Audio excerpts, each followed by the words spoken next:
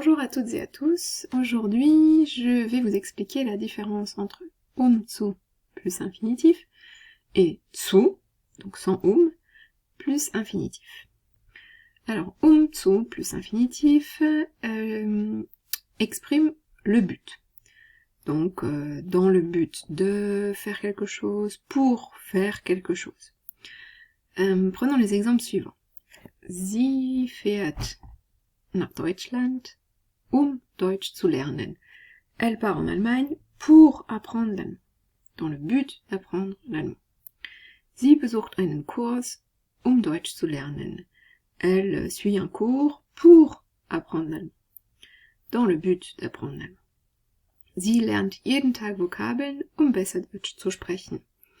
Elle apprend tous les jours son vocabulaire pour mieux parler allemand. Voilà, dans tous ces exemples-là, vous voyez que zu exprime le but. Alors, on n'oublie pas de mettre la virgule avant zu. Parfois, les élèves confondent pour le groupe infinitif complément zu et zu plus infinitif. C'est-à-dire, dans le cas d'un groupe infinitif complément que je vais expliquer tout de suite, ils sont tentés d'utiliser le quand même avant, alors même qu'il n'y a pas l'idée de but exprimée ici. Donc prenons les exemples suivants. Er versucht, Deutsch zu lernen.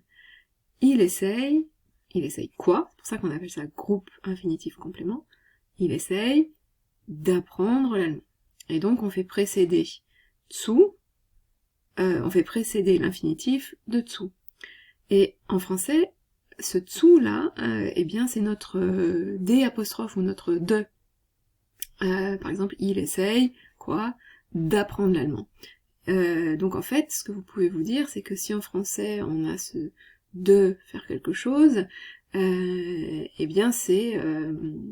l'équivalent du zu plus infinitif allemand. Ou bien es ist schwer, Deutsch zu lernen. C'est difficile d'apprendre l'allemand. Difficile, quoi? D'apprendre l'allemand. Sie hat Lust, Deutsch zu lernen. Elle a envie de quoi? D'apprendre l'allemand. Alors, pourquoi on peut pas mettre avant? Non seulement parce qu'ici il n'y a pas d'idée de but exprimé, mais surtout parce que es ergibt keinen Sinn. Il essaye, donc er versucht, Deutsch zu lernen. Ça va pas du tout en fait. Il essaye pour apprendre l'allemand. Ça va pas. Es ist schwer, Deutsch zu lernen. C'est difficile pour apprendre l'allemand. C'est un peu bizarre quand même. Grammaticalement, c'est très bancal, puis il n'y a pas de sens quoi. Sie hat Lust, Deutsch zu lernen. Elle a envie pour apprendre l'allemand. En fait, elle a envie de faire ça, d'apprendre du vocabulaire pour apprendre l'allemand éventuellement.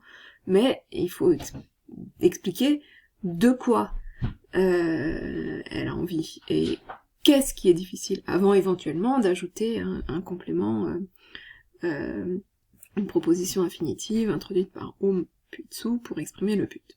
Voilà, j'espère que c'est plus clair à présent. Tchuss!